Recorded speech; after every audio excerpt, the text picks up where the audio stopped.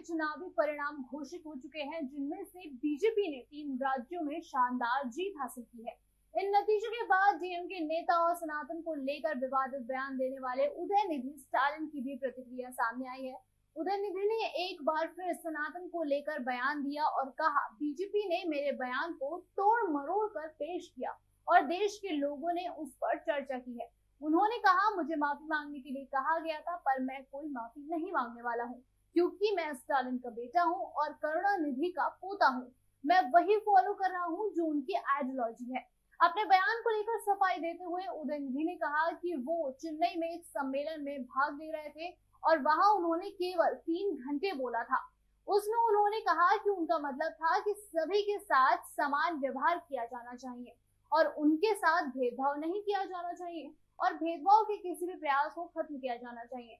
लेकिन बीजेपी ने उनके बयान को तोड़ मरोड़ कर पेश किया। इसे बड़ा चढ़ाकर सभी के सामने पेश किया गया और पूरे देश में उनके बारे में बात करने पर सबको मजबूर किया गया। इसके साथ ही उदयनिधि ने आगे कहा कि प्रधानमंत्री नरेंद्र मोदी ने मध्य प्रदेश चुनाव प्रचार में उनके बारे में बात की। मोदी जी ने कहा कि उदयनिधि ने नरसंहार का आह्वान किया है, लेकिन जैसी बातें वो कह रहे हैं वैसा उन्होंने कुछ भी नहीं कहा है। साथ ही कुछ संतों ने उदयनिधि के सिर पर 5 से 10 करोड़ का इनाम भी घोषित कर दिया। मामला फिलहाल कोर्ट में है और उदयनिधि ने कहा है कि उनको कानून पर पूरा भरोसा है। उदयनिधि ने कहा कि मुझे अपने बयान को लेकर माफी मांगने को कहा गया है, लेकिन मैंने कहा है कि मैं माफी नहीं मांग सकता। मैंने कहा कि मैं स्टालिन का बेटा करुणानिधि का पोता हूं और मैं केवल उनके द्वारा समर्थित विचारधारा को व्यक्त कर रहा था। आपको बता दें कि सितंबर में उदयनिधि स्टालिन ने एक कार्यक्रम के दौरान सनातन धर्म के उन्मूलन का आह्वान किया था। उन्होंने इसे सामाजिक न्याय और समानता के खिलाफ बताया था।